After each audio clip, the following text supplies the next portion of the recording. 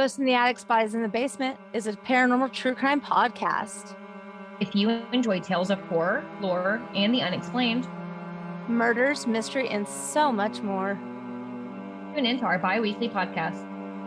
With us, your hosts, Anna Timperley and Lindsay Behe, coming March 17th. Through the Fearscape Media Podcast Network. Available on Apple, Stitcher, Spotify, and wherever else you may listen to your podcasts.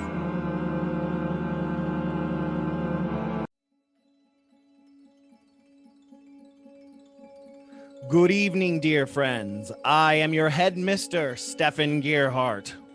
And I am your co-mister, the man with no name, Lance Wayne. And we are the Misters of the Dark. Join us as we discuss everything from horror books, films, and even pretty princesses. Join us every other Tuesday in our dilapidated mansion. You never know what's going to happen next. Only on the Fearscape Media Network. That's a good laugh.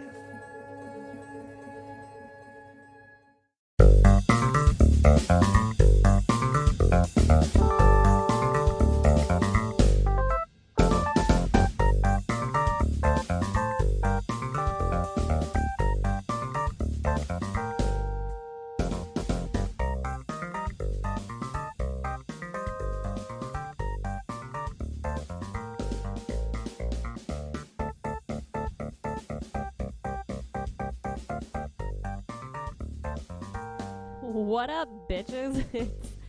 It's Cornelia Copperbottom. Alright.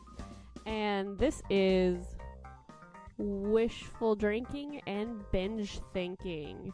Your go-to drunken explanations for all the psychological. Because that's a good idea. Always. Today, I started off drinking this crazy German wine. I don't even have a name for it, honestly, but it was delicious. See, over the summer, the old lesbians across from me moved out, and, I was quarantined. I'm a spry young thing. I offered to help them move, and when I did, they gave me a giant box of old weird wine that they didn't want, and half of those were from the 80s. And German. Of course they didn't want them. They were nurses and they were gifts from rando patients. So I've been drinking weird, unlabeled, and probably only made once wines. But it was delicious, honestly. It kind of tasted like if you've ever had Meyer's seasonal witch's brew. It tasted a little bit like that with all of the seasonal spices, kind of clovey, cinnamony, nutmeggy. Pretty good. But I ran out of that, and now I am drinking something called Boulevardier or something. I don't know. It's a cross between an old-fashioned and a Manhattan. Like the two of those mixed together. And I have to tell you, it's fucking terrible. Like, I don't want to speak ill of a local business, and plus this was a gift, but oh my god, this drink is making me angry that I'm drinking it. That's why I didn't even bother with the NPR voice this week, okay? I am jacked up and just feeling weird after drinking whatever this is. I'm a Kentucky girl, and I know my bourbon. This does not taste like an old-fashioned. Now, I'm not big on Manhattans, but whatever they did is not good. It's bad. So this will be a fun episode with that as inspiration. God. I'm gonna keep drinking, but I'm gonna try to aim my disgust away from the microphone. I want to talk about anxiety today, where it comes from, how to cope with it. Holy shit, it's prevalent right now because pandemic, but also because fuck life. I mean, applying for jobs and they're like, sorry, you need 5 years of experience right out of school. Like, shit, man, how am I supposed to get 5 years of experience until you give it to me? Like, everything's a fucking catch-22. Life is meant to keep you fucking down, and it makes you anxious, even if you are not chemically imbalanced enough to be naturally anxious. You get anxious. And it's something that's going to pop up for everyone. So let's talk about where it comes from and how the fuck we're going to cope with it, because we can't just ignore it. So today, let's talk about that Woody Harrelson. No. Woody Allen. Let's talk about that Woody Allen anxiety. Except without all the incest and pedophilia. Okay? I want to start about talking about where anxiety comes from. Let's do this. Jumping into it, let's discuss something delightful called the limbic system. I like talking about brain structures and the brain and brain things with brain in it. So the limbic system is kind of a more central area of the brain. Now, the more central and closer to the brainstem you get, the more,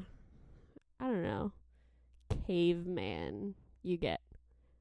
Like the brainstem and the pons and like all of those structures are there to regulate breathing and sleeping and all of the things that we don't actively think about that help us function on a day-to-day basis. So the limbic system kind of hovers around that caveman area of the brain. So part of the structures in the limbic system include the amygdala, the thalamus, the hypothalamus. I'll explain all of these in a second. But the most important one, or at least the most talked about one, is the amygdala. A lot of people call it the fear center of the brain. It is necessary for providing those very extreme and big emotions that we feel. That's not all it's responsible for. It does other things. It influences our motivation. It helps us interpret nonverbal cues. So when we look at other people, we kind of can figure out what they're trying to say without them having to say it. But the biggest thing that the amygdala and the limbic system itself is associated with is the fight or flight response. And they're now starting to change what they call that because they're realizing that freezing is also a response that a lot of people have to big traumatic events. So the fight, flight, or freeze response originates in this area of the brain. Now, the thalamus, it's part of the forebrain, and it kind of relays information from sensory organs to the rest of the brain.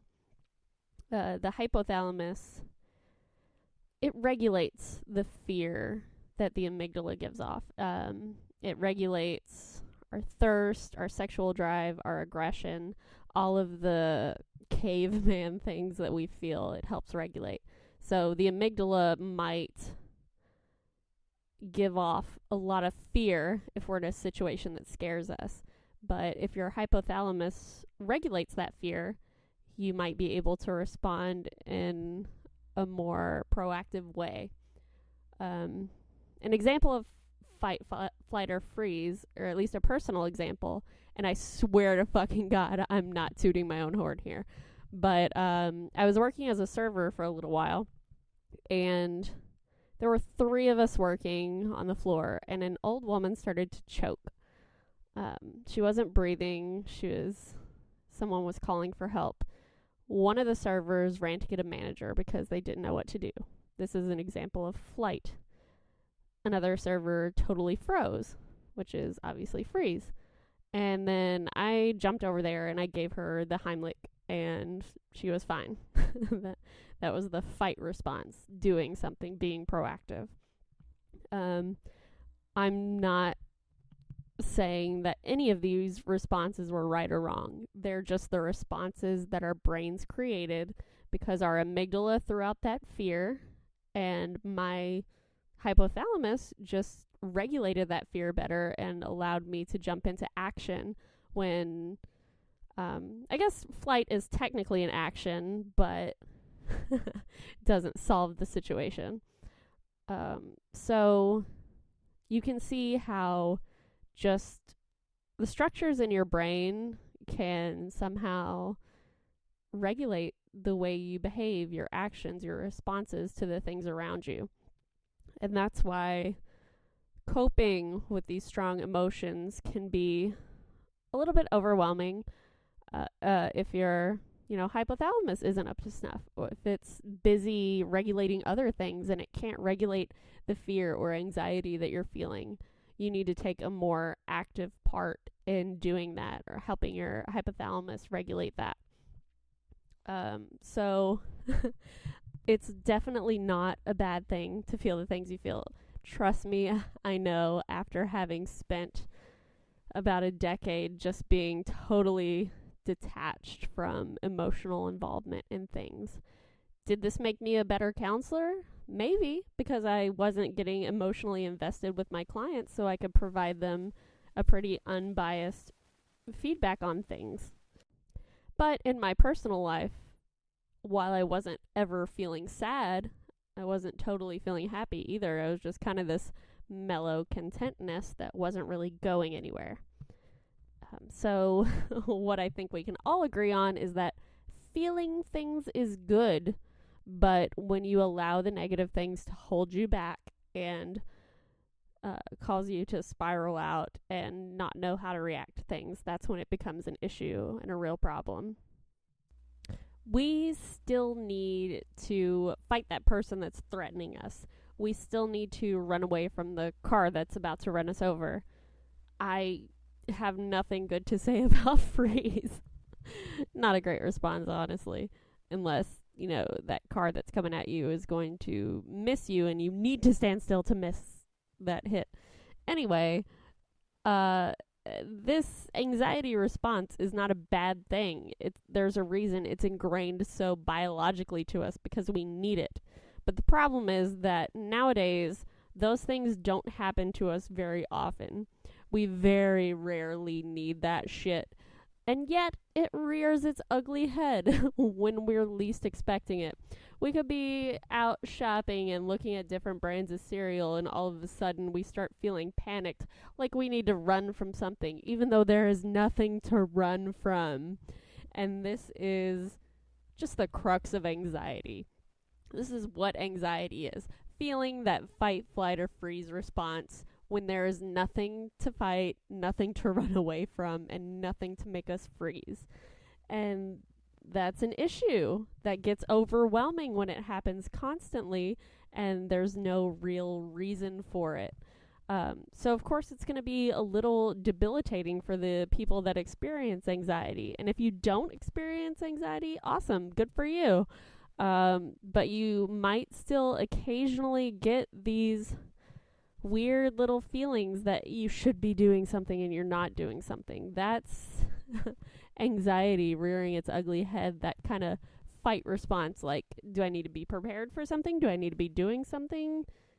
Even if you don't, you might feel that way. And that's just this biological imprint that's been left on us from back when cavemen needed to fight saber-tooths. I'm not a history person. I don't know if those things existed at the same time. Did Neanderthals, exist at the same time as saber-toothed tigers? Let's pretend that they did and say that you either needed to... They had shitty eyesight as well, so you needed to either freeze and make sure that they didn't see you, or you needed to run to get away from them, or you needed to fight them because they were too close and they were about to murder you. So obviously this situation is more like a once or twice in a lifetime type thing. But the problem is we feel it all the time now, and it ruins us. Anxiety can come from any number of places.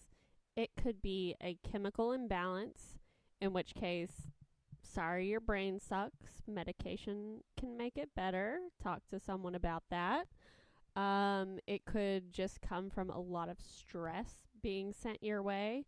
If you have a very demanding job, or if you're in charge of taking care of your family and there are just too many of you and not enough hours in the day, it happens. Anxiety can also spring from traumatic events in our past, which is honestly a lot more common than you think. Now, there could be any number of traumatic things that have happened to you in your life, and they may not have been your fault, but here's some news for you. Even though they weren't your fault, they're still your responsibility to deal with. Is it fair? No. But nobody fucking said life was fair. Okay?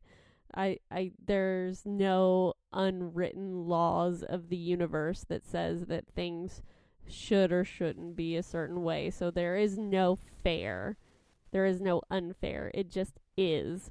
This is what is, and you need to learn to deal with it. Sorry.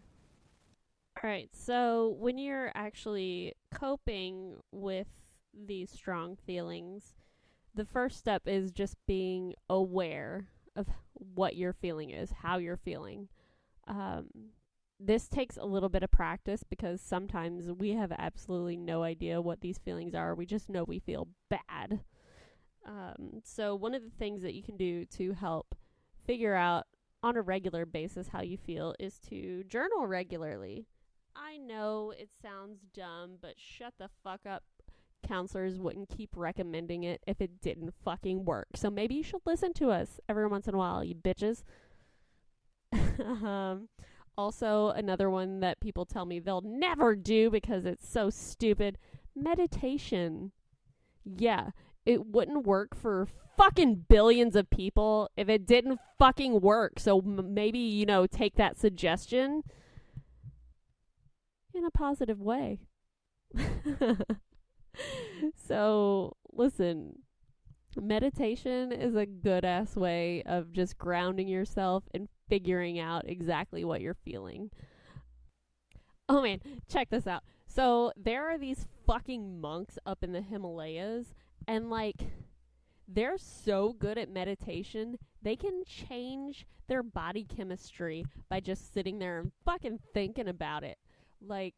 They did this experiment where they sat some monks down and they had them meditate in a cold ass room, I think. I don't know. They threw some wet sheets on them. Basically, it was cold as fuck. But they were meditating so hard about being warm and comfortable and cozy that they raised their body temperature to the point where you could see the steam rising off of the sheets. That's how fucking powerful meditation is. Okay? So don't try to argue with me on this shit. It makes a difference. And fuck yeah, it takes practice to get as good as those bitches. But damn, look at what you can accomplish. It takes a little bit of practice. And you know what? Maybe I'll do an additional episode just on meditation. I used to teach classes that were just guided meditation exercises. And people that said that they would never meditate left that class saying, oh shit, I felt so relaxed I could fall asleep.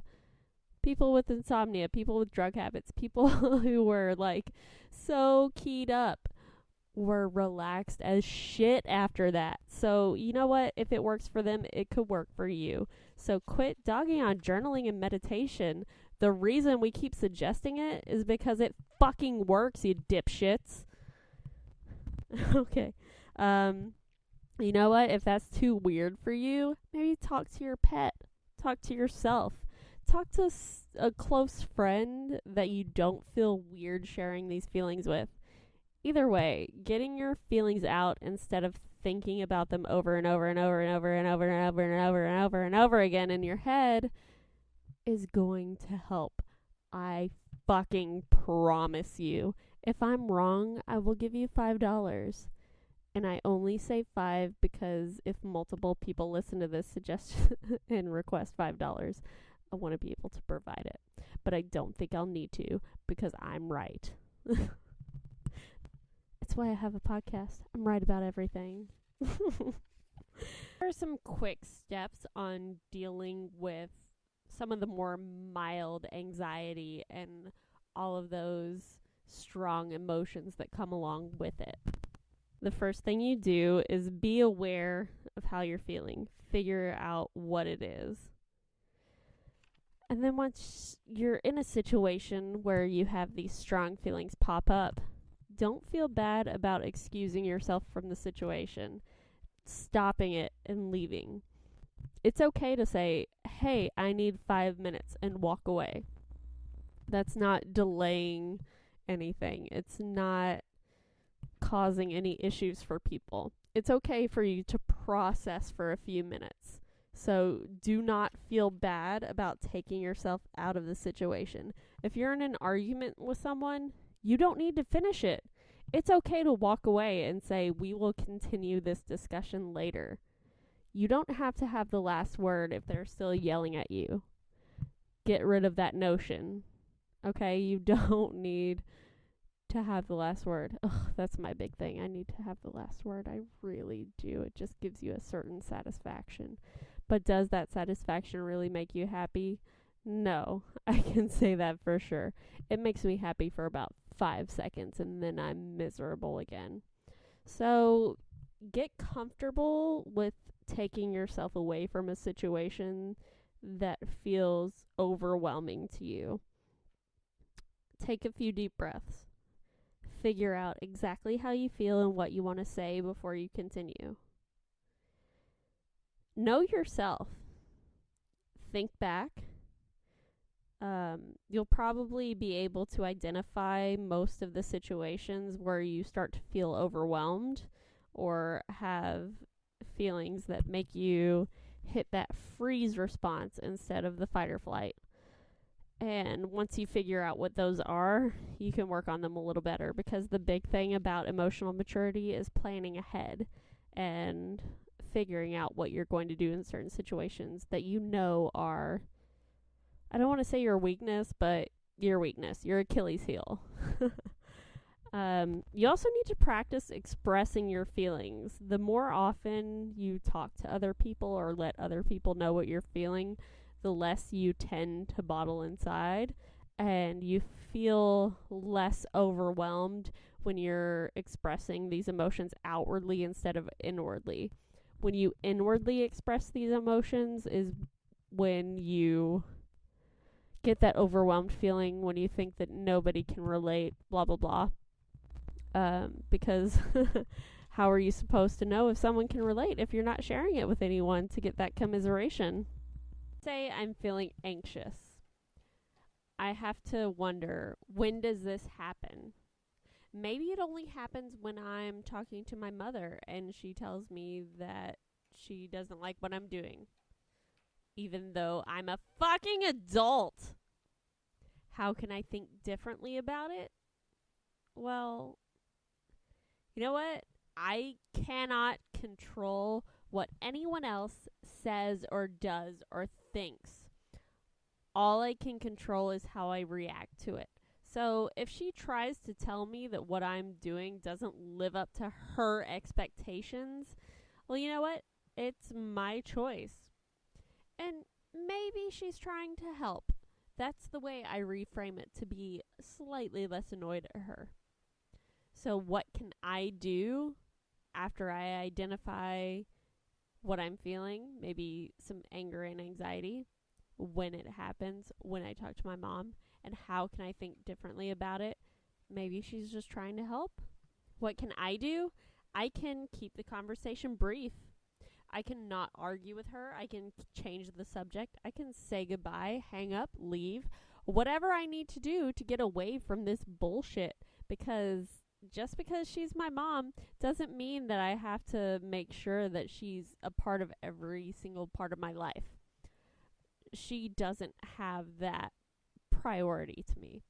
Just because she's family doesn't mean that I need her to dictate every single thing that happens to me. I am my own person and I don't need her. So this is an example of how to mentally break down what your anxiety is making you feel. So what were you feeling? Anxiety or anger towards a particular person. You identify when it happens. So in that instance, it would be talking to your mother, and how you can think differently about it. I like to reframe it as, if somebody is telling me what they think I should do, it probably means they care about me. So even though it annoys the shit out of me, I can do my own fucking thing. I don't need your advice. I assume that you're providing it because you care. And that's the important thing. So then I start to wonder, after reframing that, what can I do to keep my anxiety down and to make sure I'm not upsetting anyone? So what can I do in that situation? Keep conversations brief. Don't argue. Change the subject. Say goodbye, hang up, leave, whatever I need to do to get away from it. Because I don't need to spend any more time than I need to on something that's going to create more anxiety for me. And this is a good way to just cope with the strong emotions by making some kind of,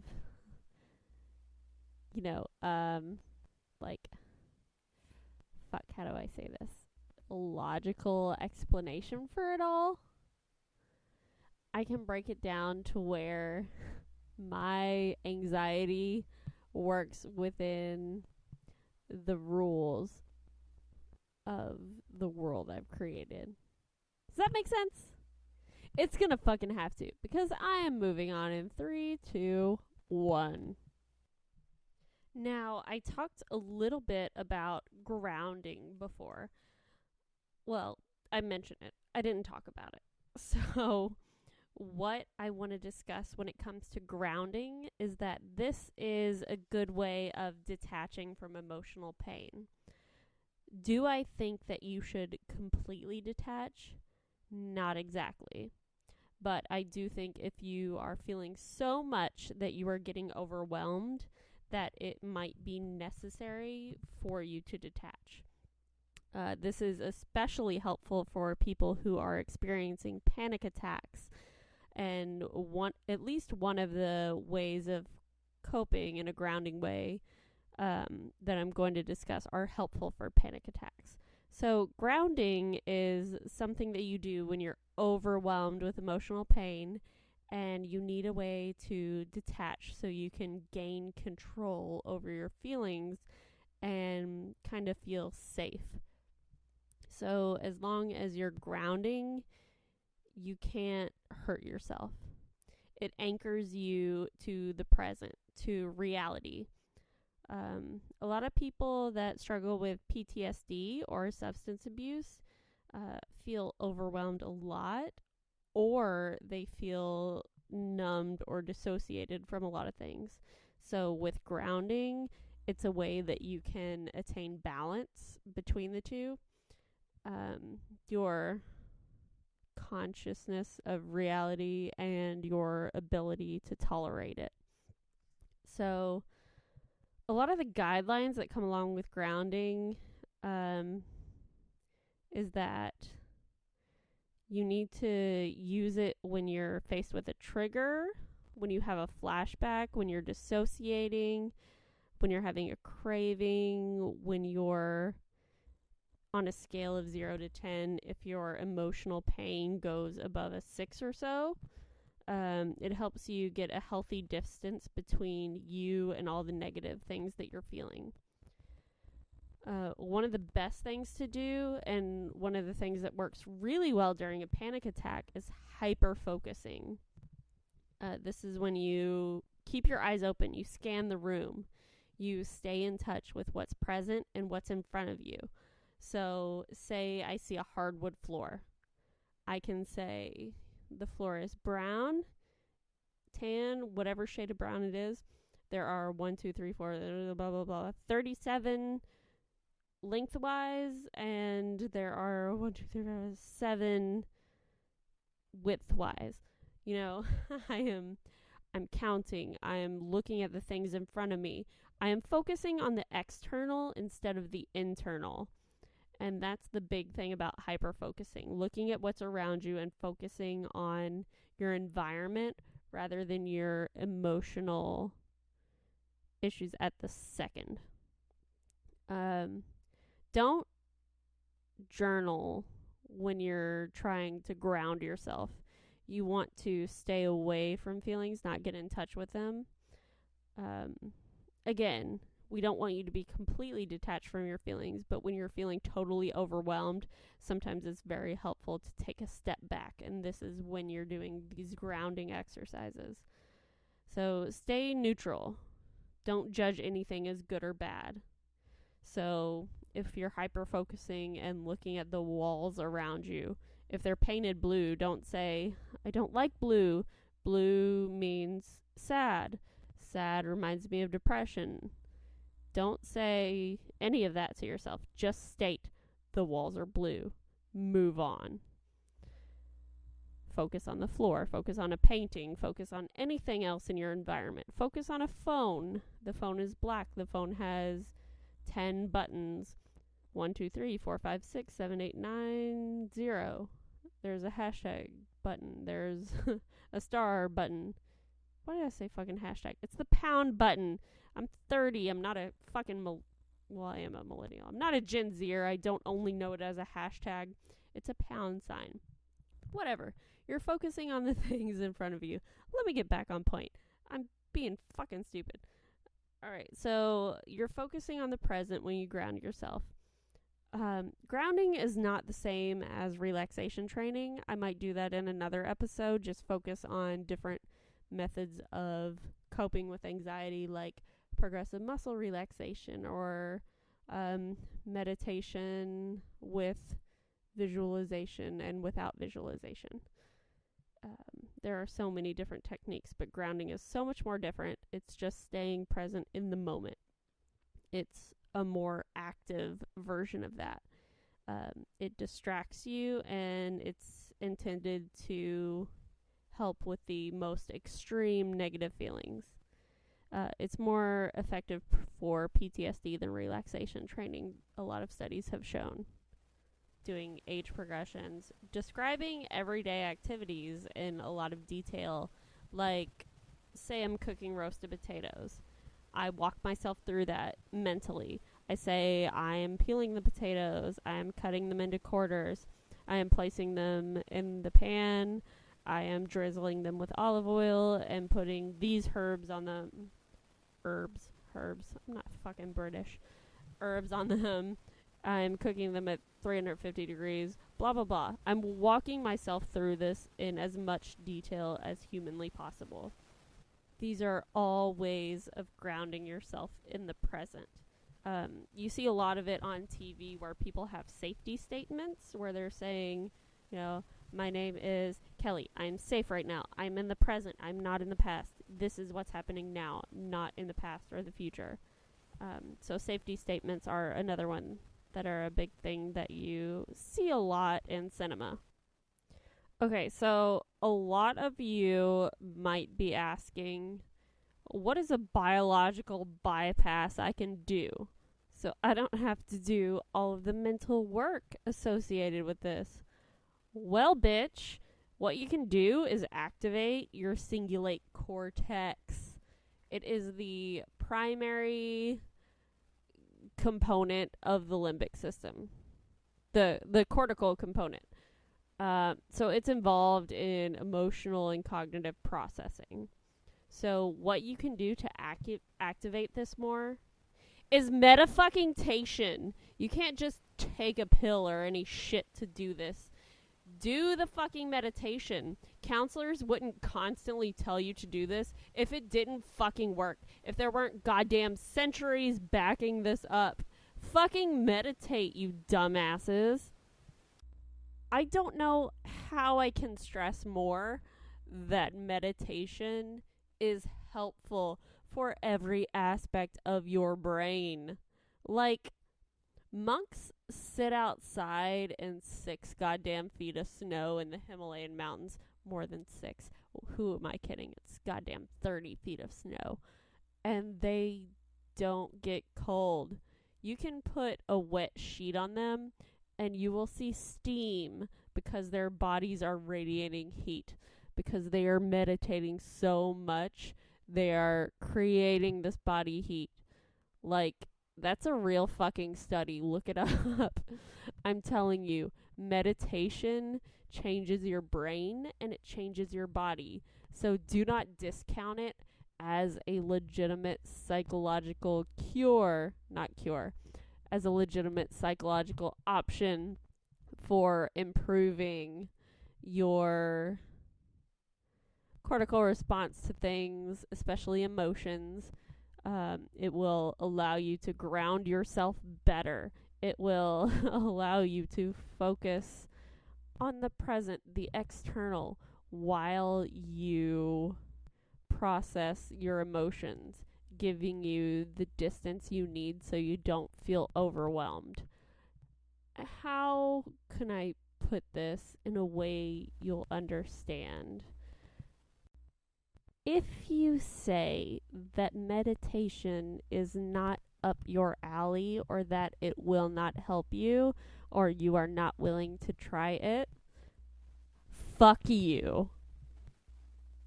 Okay? Like, I'm just being honest here. Without the assistance of medication is one of the biggest it provides the biggest change in your physiological nature. And a ridiculous amount of studies have proven this. I don't even need to list them because you could find them without going into Google Scholar. You could just put it in regular Google. I don't know how people look things up anymore. I'm done with school. I don't give a shit. I guess the point of this episode is that we all cope with really strong feelings sometimes. As long as we are allowing ourselves to feel those feelings. Not all of us are. It's okay if we're not. You can practice and get better at it, because I promise you it's better to feel than to not feel, as someone who has tried both things. But if you are feeling overwhelmed, like can't get up, get out of bed, and do things overwhelmed with your feelings, you need to increase your emotional maturity by registering your feelings, being aware of them, figuring out exactly what it is you're feeling instead of just that general malaise, blah feeling and not being able to identify it. You need to be able to set boundaries for yourself, to stop and remove yourself from a certain situation that's creating those overwhelming feelings.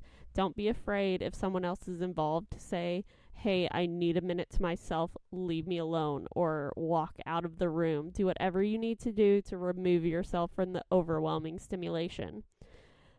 Know yourself, figure out which things trigger you, and start avoiding those situations or coming up with plans for those situations. Because if you have a plan in place, that takes away some of the stress of trying to figure out what to do. And you would be surprised how much stress it creates to try to figure out a new thing to do, in comparison to already having a plan in place. So say, your mother-in-law is coming to visit, just the classic example. If you already have a plan in place, like I'm going to go out to the garage and reorganize my sewing instruments. Fuck if I know what you do that calms you. If you have a plan that gets you away from her and into your own little zone, good for you. That's what you need. So create a plan for anything that creates overwhelming emotion for you. Practice expressing your feelings. Let others know how you're feeling. Don't bottle it up, because it will explode volcano style.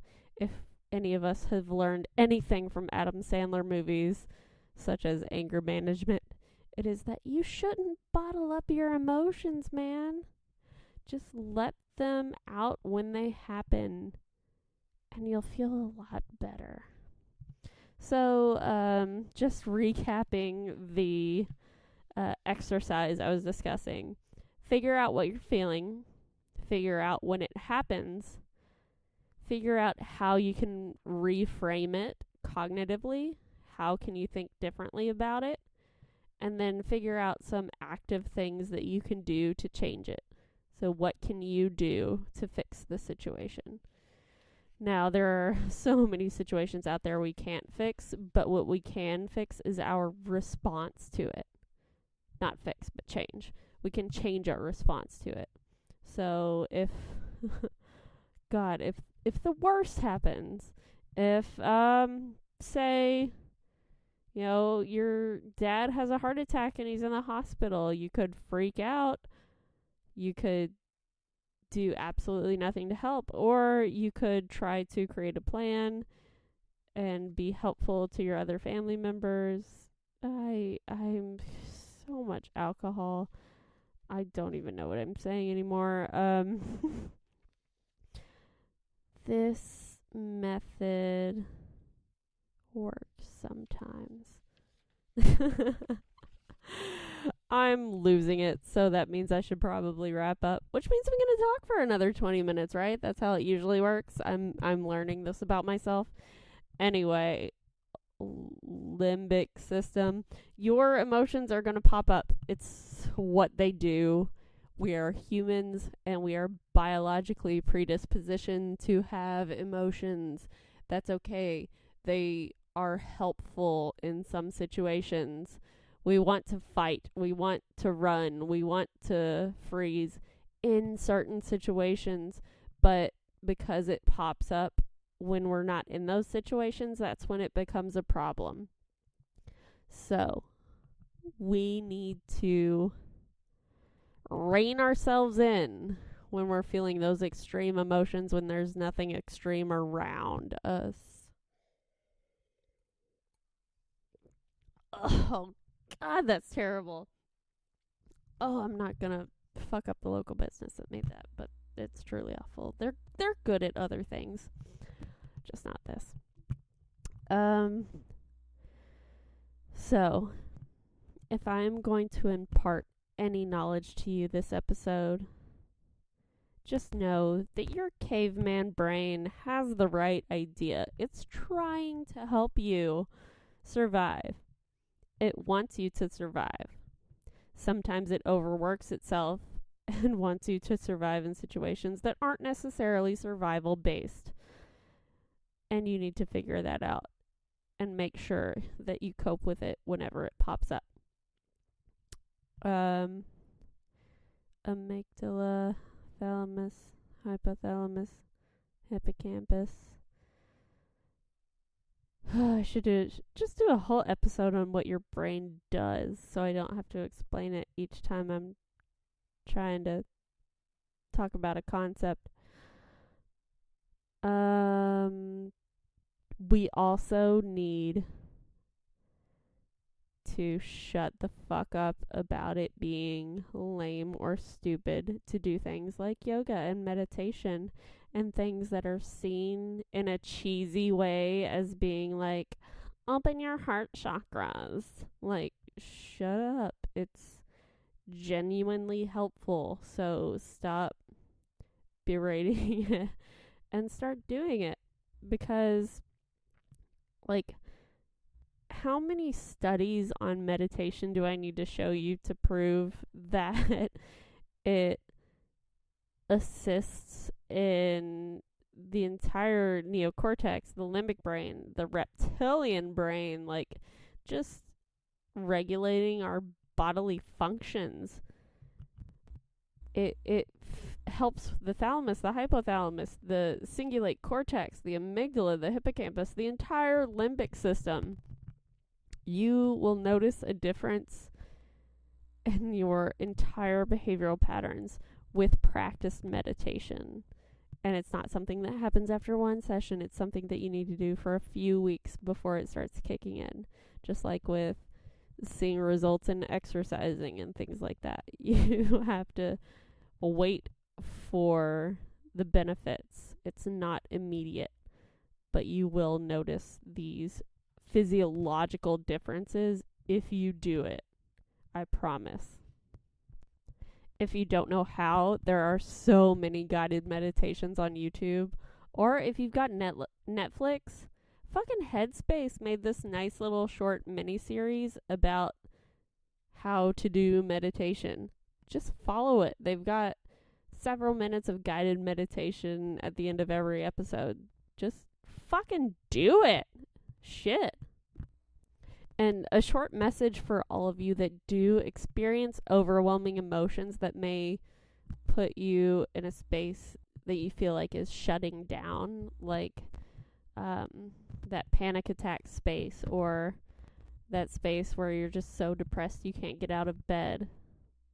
Shout out to you for, I don't know, at least listening to a podcast for help.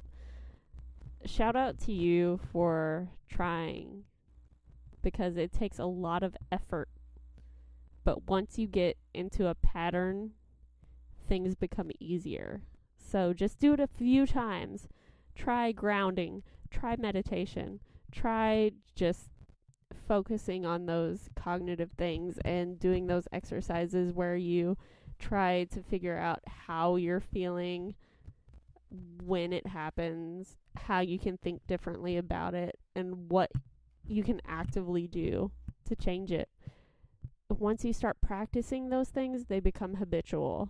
And even though you might continue to get overwhelmed with emotion, you might be able to escape it quicker if you are already practicing these other things.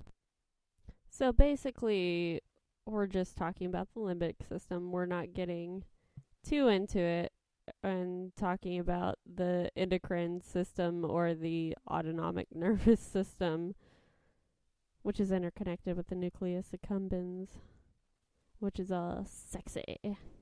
Wink, wink. But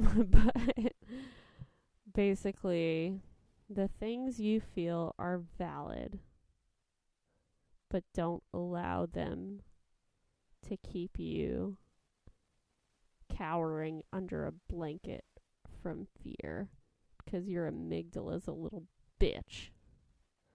Let your thalamus and hypothalamus sort that shit out. But they can only do that if you help them. So provide them with the help they need by doing your part and grounding yourself, meditating, asking yourself those questions to make sure you know exactly what you need to do to either avoid a situation, remove yourself, or just get to a point where those overwhelming emotions don't cause you to break down. There's so much more you can do, and I've only scratched the tip of the iceberg on this one. It's such a big topic with so much I could say, but I tried to rein it in and just focus it on the whole fight, flight, or freeze thing, and specifically coping with that. Hopefully I answered some questions. If you have more questions, I'm fucking telling you, send me an email. It's at realmccoykelly. Wait, this is wrong. Shut the fuck up, Kelly. Okay, email address. If you have any questions, I'm serious. Send me a message. My email is Kelly, Kelly, not EY, not with an I. I'm not a fucking stripper. Kelly at realmccoykelly.com. And I will address your question. Or if you have any other questions, I might bring them up on another episode if they're unrelated. As always, I want to remind you all that my advice should be taken with a grain of salt. But at the same time, I'm not going to give advice that's shitty. So when I say meditation is good and there's a shit ton of studies to back it up, fucking believe that. Believe it. And you know what? Just have a good month. Be happy. Be well. Have a good spring. I hope your weather improves wherever you are. I'm in Chicago, and it pretended to get good for a minute at 60 degrees, but we're getting back into the 30s tomorrow, so we'll see how that fucking works out. Anyway, be well. I'm gonna find a better drink for next time. Peace out. But first, Fearscape Media Network. Okay, bye.